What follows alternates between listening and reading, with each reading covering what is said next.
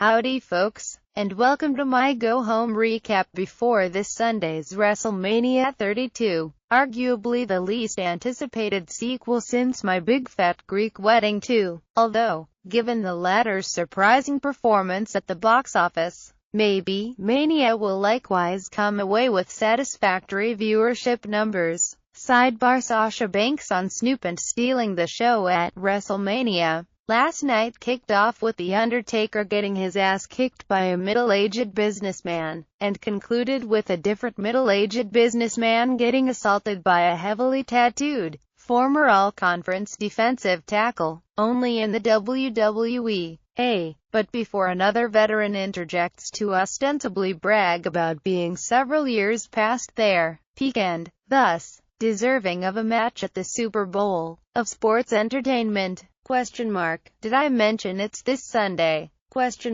Here are the 5 key things, in addition to the usual accompaniment of Twitter-friendly sidebar fodder, I took away from the March 28, 2016 edition of Raw. 5. So much for the Owens-Zayn saga, they just couldn't help themselves. And by they, I'm referring to whoever determines when to hastily pull the trigger on a fomenting feud versus letting it simmer for weeks and months until its volatility boils over. Sami Zayn's been back and on the main roster for a month. In that time, he and Kevin Owens have not so much rekindled their long-standing rivalry as compressed all its momentum. Zayn's already ambushed KO on a couple of occasions, requested and been granted a shot at his adversary's Intercontinental title, albeit along with 6 other random hopefuls, and as of last night, pinned the champ cleanly in a televised match. It's as if the pair's storyline was a dancing flame that got summarily stomped out. Maybe they took a cue from this guy. Embedded content. 4. Enough with the Babe Ruth routine, and by that, I don't mean drinking,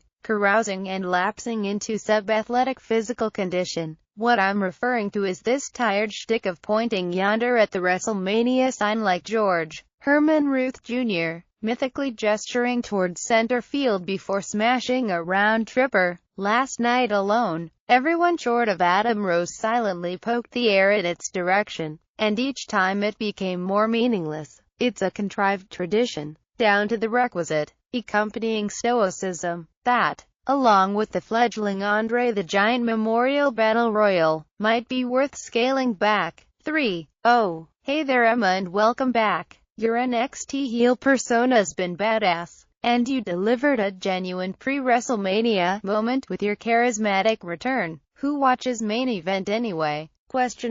Even if it's hard to see you on Raw without cringing at the thought of this, you were essentially protected by coming through the curtain alongside your new B, and blonde stablemates, whatever that's about. But it was Eva Marie who felt exposed when she strutted out solo and seemed tentative and overwhelmed. Emma always had the talent and passion, and last night confirmed that she's captured a bit of that elusive cool. 2. Ambrose is gonna need a bigger bet not to compete with Brock Lesnar, but to out-wacko the Walking Dead's Negan, who also arrives on TV screens Sunday night brandishing a barbed wire-wrapped Louisville Slugger. Was this mere coincidence, or tacit acknowledgement that Dean Ambrose's real competition for preeminent lunacy might be over at AMC? Either way, Ambrose's nameless hunk of maple versus Negan's tightly wound Lucille sounds more intriguing than Dean and Brock?